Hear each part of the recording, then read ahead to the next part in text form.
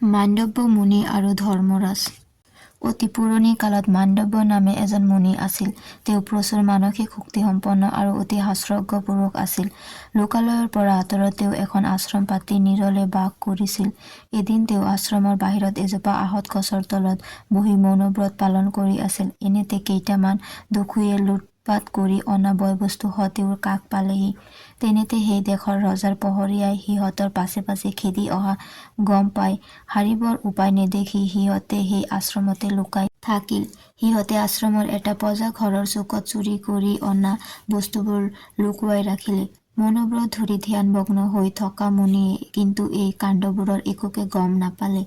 আনহাতে ৰজাৰ প্ৰহৰীয়াই দস্যুকেইটাক খেদি আহি মুনিৰ আশ্ৰম পালেহি। মৌনব্ৰত ধৰি ধ্যানত বহি থকা মুনিক দেখি প্ৰহৰীয়াৰ মুখিয়ালজনে মুনিক উদ্দেশি সুধিলে, এইফালে কেইটামান দস্যু অহা দেখিছিল নে? সিহঁত কেনি গল সোনকালে কওকচোন।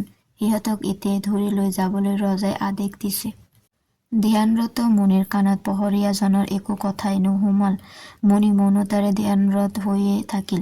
ইতিমধ্যে প্ৰহৰীয়া কেইজনে আশ্ৰমত পিটপিটকৈ চাই পজা ঘৰটোৰ এচুকত দস্যুবোৰে লুটপাত কৰি আনি দমাই থোৱা বস্তুবোৰ দেখা পালে।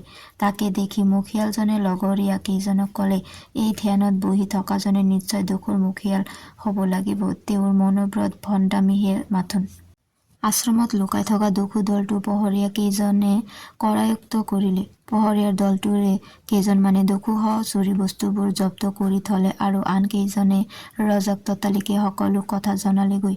ৰজাই প্ৰহৰীয়াৰ কথা মতে মাণ্ডব্য মুনিয়ে ভেশ ধৰি ছলনা কৰি লুটপাত কৰিছে বুলি ভাবি অলপো চিন্তা নকৰাকৈ মুনিক শূলত দিবলৈ প্ৰহৰীয়াক নিৰ্দেশ দিলে। ৰজাৰ আদেশ পোৱাৰ লগে লগে প্ৰহৰীয়াই মাণ্ডব্য মুনিক ধ্যানৰত অৱস্থাত শূলত দিলেগৈ আৰু দস্যুবোৰক লুটপাতৰ সামগ্ৰীবোৰৰ সৈতে ৰজাৰ আগত হাজিৰ কৰালে। মাণ্ডব্য মুনি শূলবিদ্ধ অৱস্থাত বহুত দিন জীয়াই থাকিল। মুনিৰ শূলবিদ্ধ অৱস্থাৰ কথা প্ৰচাৰ হোৱাৰ লগে লগে বিভিন্ন স্থানৰ পৰা ঋষি, মুনি, দেৱ-দেৱতা আহি তেওঁৰ সেই অৱস্থা প্ৰত্যক্ষ কৰিলেহি। শূলবিদ্ধ অৱস্থাতো মুনি জীয়াই থকাৰ কথা শুনি ৰজা অতি আচৰিত হল। তেওঁ তেওঁৰ পৰিয়ালবৰ্গৰ সৈতে মুনিৰ ওচৰ পালেগৈ। ৰজাই মুনিৰ আধ্যাত্মিকতাৰ কথা জানি তেওঁক ততালিকে শূলমুক্ত কৰি তেওঁৰ চৰণত দীঘল দি পৰিল আৰু নিজে অজানিতে কৰা ভুলৰ বাবে ক্ষমা প্ৰাৰ্থনা বিচাৰিলে। মুনিয়েও ৰজাক অলপো খং নকৰি ক্ষমা কৰিলে। মাণ্ডব্য মুনিয়ে মৌনব্ৰত পালন কৰি ধ্যানত থকা কথাটো ধৰ্মৰাজে কিন্তু সমূলি জনা নাছিল। ধৰ্মৰাজ যমদেৱতা যেতিয়া মাণ্ডব্য মুনিৰ শাস্তিৰ সম্পৰ্কে জ্ঞাত হল, তেতিয়া মুনিকে দোষাৰোপ কৰি প্ৰশ্ন কৰিলে, মুনিবৰ, আপোনাৰ এনে শাস্তি কিয় হবলৈ পালে? আপুনি নিশ্চয় এই আশ্ৰমত থাকি বনৰ পশু-পক্ষীবোৰক হিংসাৰ চকুৰে চাইছে। কিন্তু মুনি ধৰ্মৰাজৰ কথাত পতিয়ন নগল।